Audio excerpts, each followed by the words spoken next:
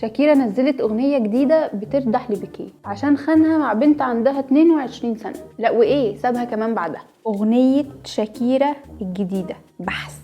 سيدنا القماص اللي بيزعل هي دي مش اغنيه شيرين؟ المهم بقى انه لو لاحظت هتلاقي ان شيرين وشاكيرا ناجحين في اللي بيعملوه، والاتنين في عز تألقهم في حياتهم العمليه قرروا ان زوجي قرة عيني وبيتي مملكتي، والاتنين ضحوا بكل حاجه في سبيل نجاح العلاقه القذره دي. لكن زي ما احنا شفنا كلنا الاتنين بياخدوا خازوق حياتهم، وشيرين تطلع في التلفزيون تقول لنا اللي يشوفه يبيع على وشه وتنزل اغنيه القماص هاشتاج مقصوده. وده نفس اللي عملته شاكيرا في اغنيتها الاخيره. شاكيرا كانت بتردح لبيكيه حرفيا، ومن كتر التلويش قالت له ازاي تبدل ساعه رولكس بكاسيو؟ ده احنا صوتنا اتنبح يا شاكيرا من ايام قاسم امين ان لا لتسليع المراه، تقومي انت كده بسهوله تشبهي نفسك بساعه، حته ساعه. فكاسيو ما عجبهاش الكلام. على الاقل العملاء بتوعنا لويال، مش زي جوز الجزمه اللي خانك.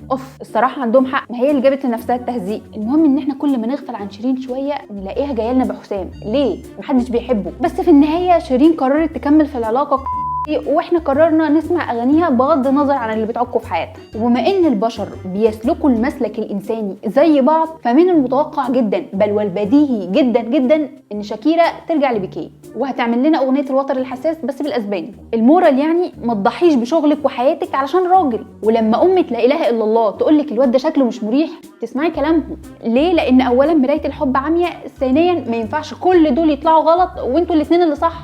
اصل مش قيس وليلى عايزين نبعدكم عن بعض علشان رولز القبيله، ما تحبوا بعض ولا ولعوا بجاز، محدش مهتم، احنا بس خايفين عليكي. بلاش تبقي زي شيرين ولا شاكيرا، خليكي زي خالته صباح.